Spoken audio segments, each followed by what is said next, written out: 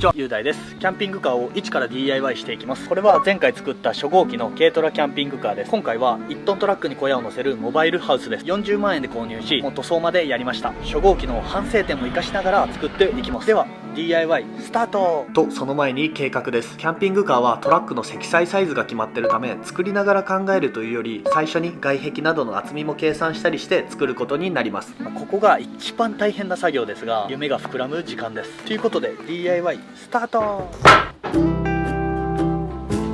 まずはキャンピングカーの土台を作っていきます。軽量化のため3センチ4センチ材を中心に組んでいきます。土台のサイズが幅が約 1.6 メートル、長さが約 3.15 メートルです。荷台は 2.75 メートルなので40センチほど後ろに出すことにしました。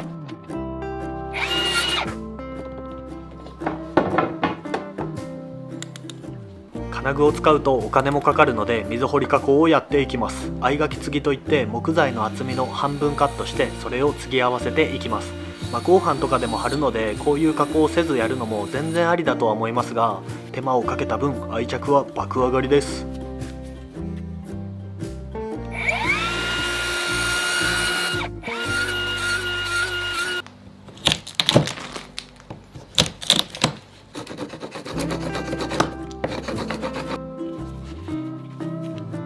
設計図通りカットしていきます。細かい寸法解説とかの動画も出す予定なので少々お待ちください。今回は厚みが4センチになるように使うので、溝の大きさは3センチ×厚み2センチになります。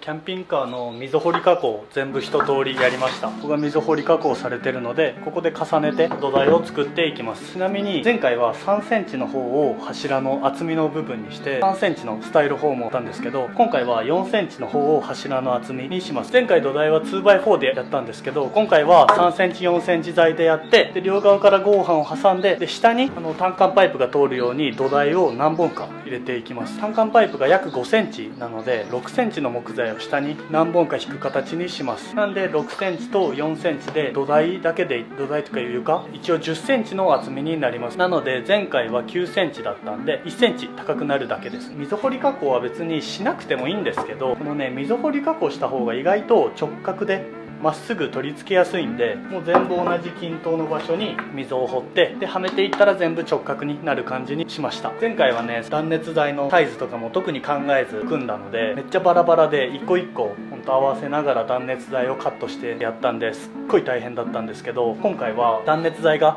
全部同じサイズになるように計算してやりました。じゃあ早速ねこれで綺麗に削って組み立てていきます。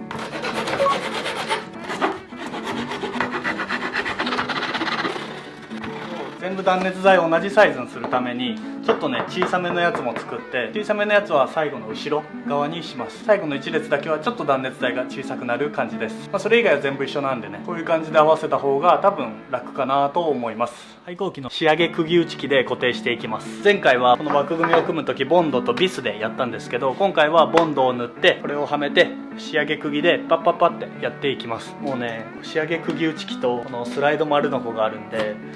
めちゃくちゃ時短で作れてます。この仕上げ釘打ち機はバッテリー式なんですけど 40mm まで打てるんでこれにしました。今回は 35mm のやつでいきます。前土台作るのも結構かかったんですけど、今日なんか1日でいけるんじゃないかなと思ってます。とり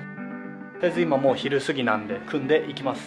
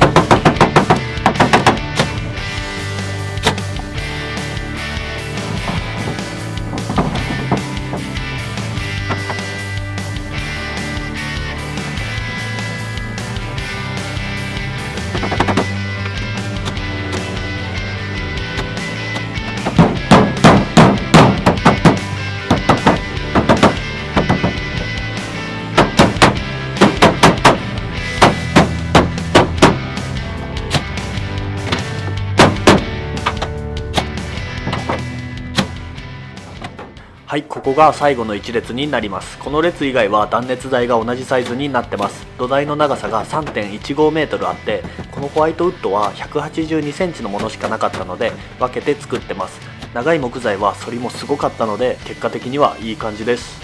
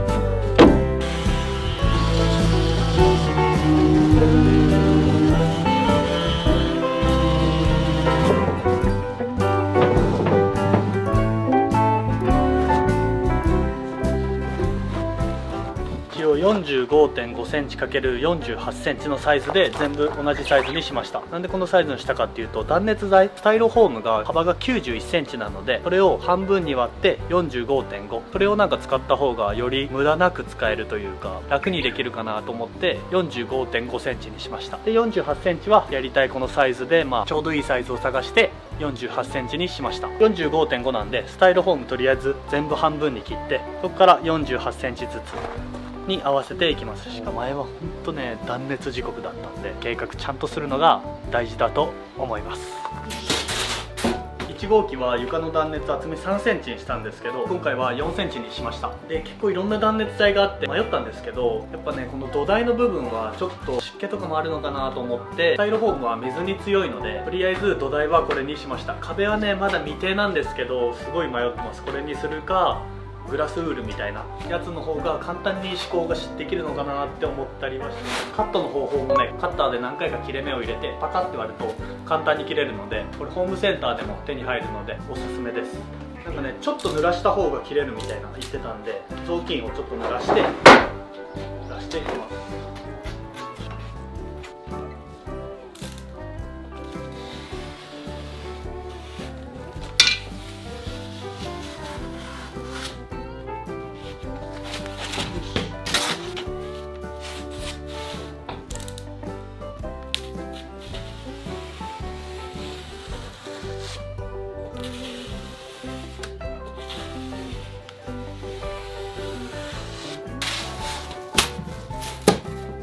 いい感じで切れました。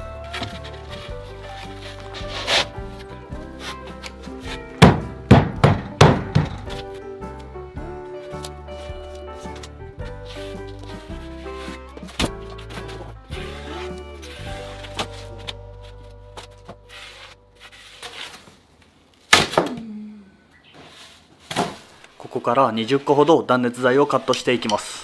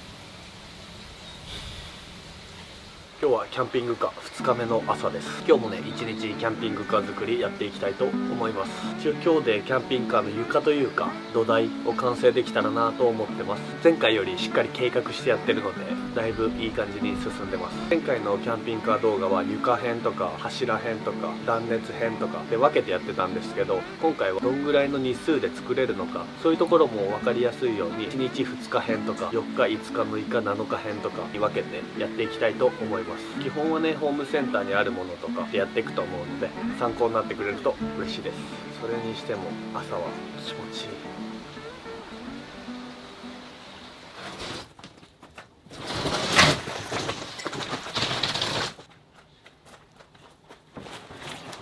い。では隙間にこの防水気密シートを貼ってきます。気密防水用なんで湿気とかは逃がしてくれるっていう感じのテープになってます。もう全部の隙間に貼っちゃおうかなと思ってます。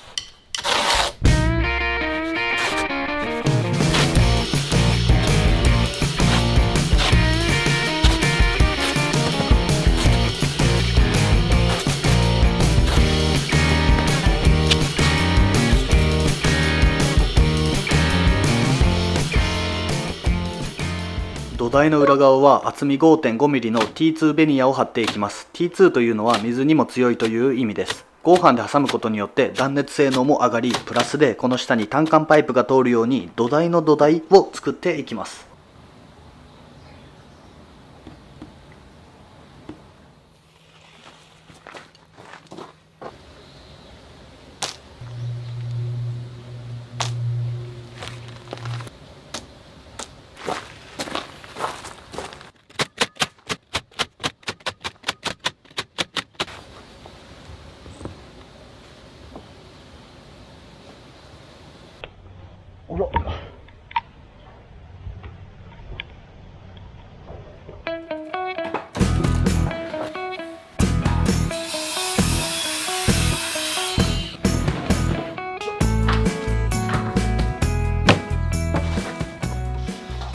後ろにね、この 6cm×4cm 材 6cm を高さの方にして固定していきます。前回軽トラは単管パイプが2本通る穴を作ったんですけど、今回結構でかくなるんで4本作ります。とりあえずこの柱に合わせてこの 6cm 材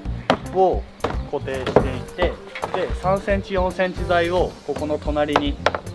固定して、でこの中に単管パイプが通るようにしていきます。 4cm×6cm 材の余りがいっぱいあるので、この縦に入れたりちょっと斜めに入れて筋交い的な役割を果たしてもらったりやってみたいと思います。で前回は一気に 9cm 材でやったんですけど、今回は分けた理由としては合板でまず挟みたかったっていうのと、あとやっぱりここの部分って一番腐りやすいというか腐る可能性がある場所なんで、裏からつけて固定してるんですけど、最悪ここだけ取れるというか、キャンピングカーを崩さなくても最悪ここだけ取れるような感じにしました。単管パイプで持ち上げた時に裏から見たらこの木材がただ止まってるだけなので、木材だけを変えるみたいなことができる感じにしました。とりあえずね、固定していきますわ。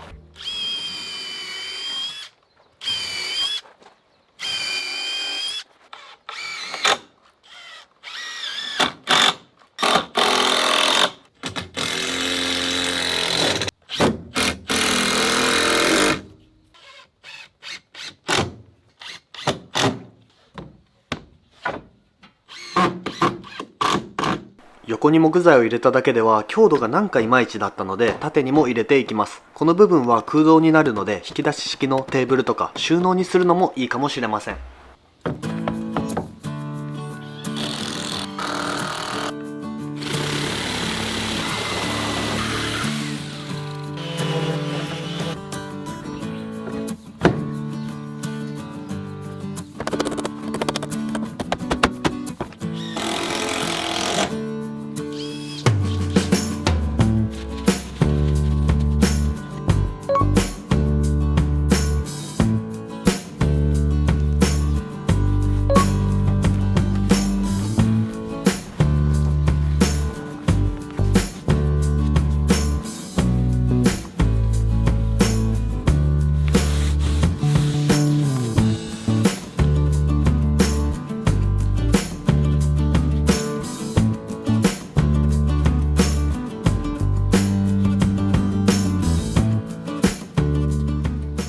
ご視聴ありがとうございます。キャンピングカー1日2日の土台編でした。今回は1トントラックのロングサイズなので、荷台がもともと約 2.7 メートルありました。それにプラスで車体の長さの 10% 分は出してもいいので、 7-8% ぐらい出して土台の長さは 3.15 メートルというもう家みたいなサイズになってきました。長期旅とか山でもこの車でも住みたいなと思ってるので、サイズはギリギリまで欲張りました。今回はキッチンとか椅子とかベッドなども全部作っていくつもりです。一人で DIY しながらの撮影なので、動画の方は少々お待ちください。なるべく早めに上げるので、また覗いてくれると嬉しいです。キャンピングカー DIY はサイズや強度、重量、見た目など考えることが多いですが、僕の動画が少しでも参考になってくれれば嬉しいです。なるべく細かく解説していきたいと思ってるので、コメントもお待ちしております。